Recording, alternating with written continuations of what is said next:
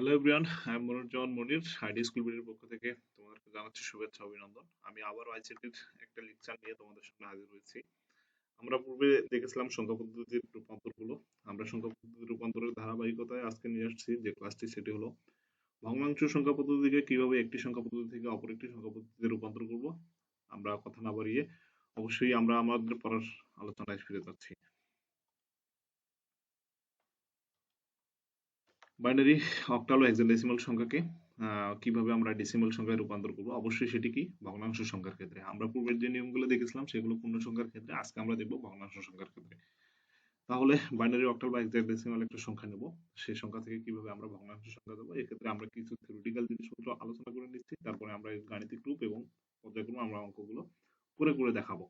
তাহলে প্রথম আমার কাজটি হলো প্রদত্ত যে সংখ্যার তার প্রতিটি অঙ্ক বা ডিজিটের স্থানীয় মান দ্বারা গুণ করতে হবে, মানে অর্থাৎ স্থানীয় মান নির্ণয় করতে হবে এবং স্থানীয় মান দ্বারা তাকে কি করতে হবে, ডিজিটকে তার স্থানীয় মান দ্বারা গুণ করতে হবে।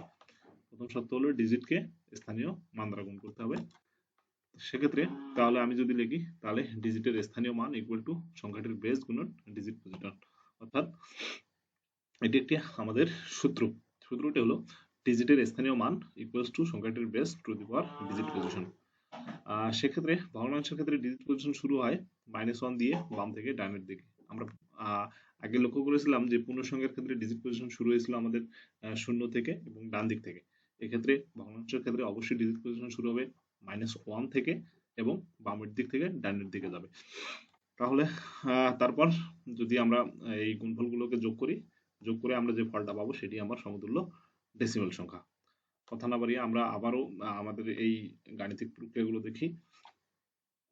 গাণিতিক রূপ হবে, গাণিতিকভাবে যদি এটি লেখা যায় তাহলে দশমিক সংখ্যায় আমি যেহেতু আসবো, আমার টার্গেট, আমি কোথা থেকে আসবো, বাইনারি, অক্টাল ও হেক্সাডেসিমাল থেকে। দশমিক আসতে গেলে সামেশন অফ ডিজিট, অর্থাৎ আমার যে অঙ্কটা দেওয়া থাকবে তার প্রত্যেকটা ডিজিট আলাদা আলাদা ডিজিট গুণন সংখ্যাটির বেজ।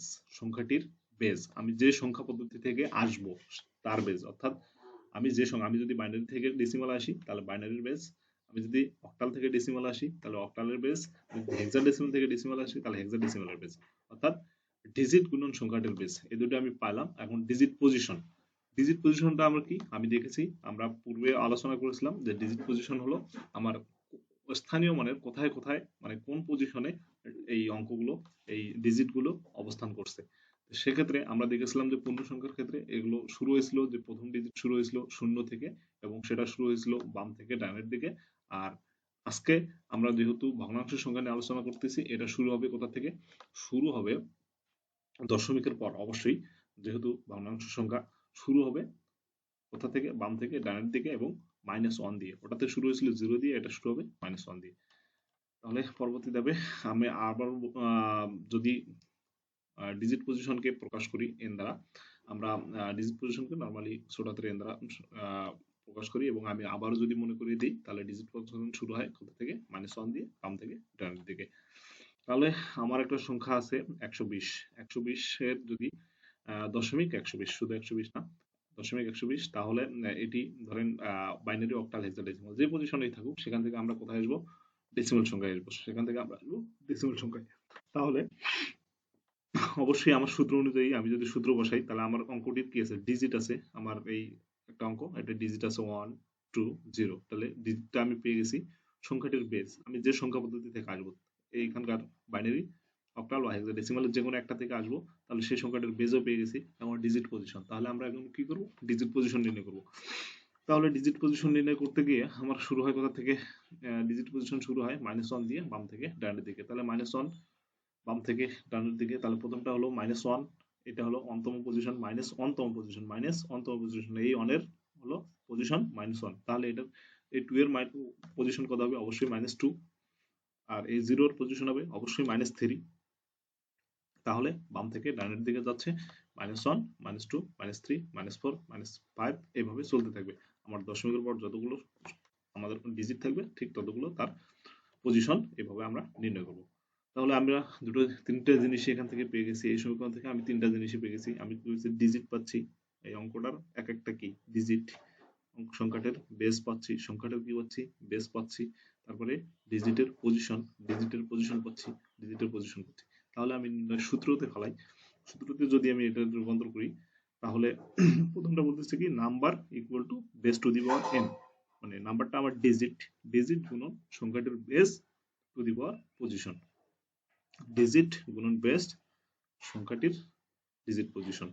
তাহলে দ্বিতীয়টা এভাবে করার পর আমরা সবকটা মান একত্রে যোগ করে যে ভ্যালুটা পাবো সেটি আমার কাঙ্ক্ষিত দশমিক সংখ্যা। তাহলে কি হলো, ডিজিট বা নাম্বার গুণন base to the power n plus digit বা number base to the power n, ঠিক একইভাবে যতগুলো সংখ্যা থাকবে ততগুলা।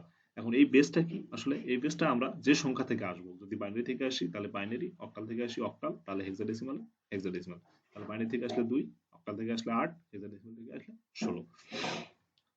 তাহলে আমরা দশমিক সংখ্যার একদম পুরোপুরি যদি এইটাকে পুরোপুরি রূপ দেই, তাহলে 1 into base to the power n plus 2 into base to the power N, মানে 1 ইন্টু, মানে 1 কি আমার ডিজিট গুণন বেস, বেস কি আমার যে সংখ্যা থেকে আসবো 2, 8 বা 16 যেখান থেকে আসবো সেটার base to the power N, এভাবে প্রয়োগ করে আমার যে কাঙ্ক্ষিত ফলাফল পাবো এটি আমার দশমিক সংখ্যা।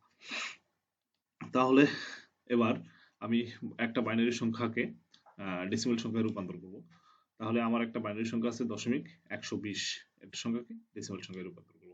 তাহলে আমার সূত্রটি হলো দশমিক সমমান, অর্থাৎ ডিজিট গুণ সংখ্যাটির base to the power digit position. তাহলে আমার অবশ্যই আমরা এখান থেকে কি পাবো, সংখ্যাটির ডিজিট পাইছি, তারপরে সংখ্যাটির বেস পাইছি 2, আর সংখ্যাটির ডিজিট পজিশন এবার নির্ণয় করব।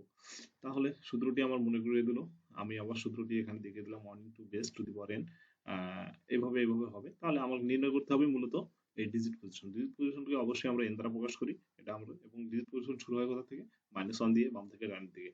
তাহলে আমি যদি এই অঙ্কটির উপর আমার সূত্র প্রয়োগ করি, তাহলে দেখাচ্ছে 1 into 1 into 1 into base, base মানে কি এই দুই two the power N, two the power N হচ্ছে আমার ডিজিট পজিশন। প্রথমটা ডিজিট পজিশন কত দেখি, প্রথমটা ডিজিট পজিশন অবশ্যই -1, তারপরটা ডিজিট পজিশন কত -2, তারপরটা ডিজিট পজিশন -3। তাহলে আমি ডিজিট পজিশন অনুযায়ী এখানে বসাই দিলাম, আবার পরবর্তীতে ক্যালকুলেশন করে আমি আমার মান নির্ণয় করব। এখন এই প্রদত্ত মানটি হলো আমার এইটার সমতুল্য ডেসিমাল সংখ্যা।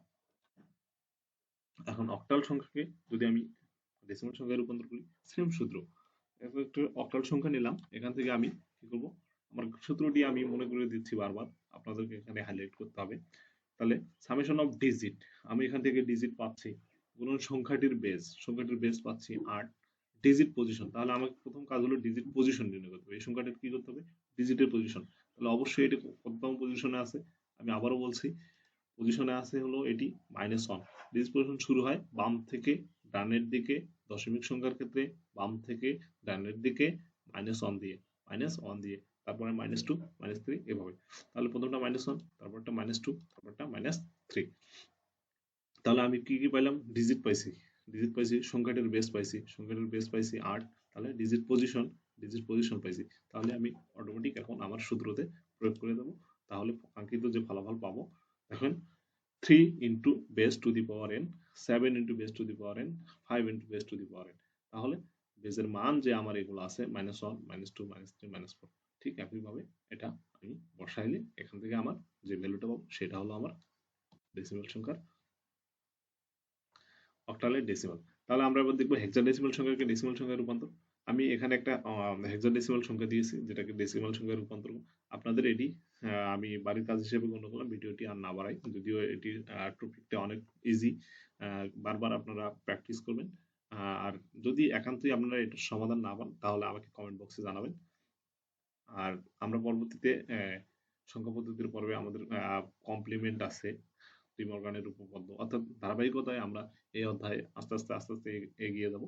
ততক্ষণ পর্যন্ত সুস্থ থাকুন, সুন্দর থাকুন। আর পরবর্তী টিউটোরিয়ালে আমরা যতদূর সম্ভব বাইনারি যোগ বিয়োগ নিয়ে আলোচনা করব। খুদা হাফেজ।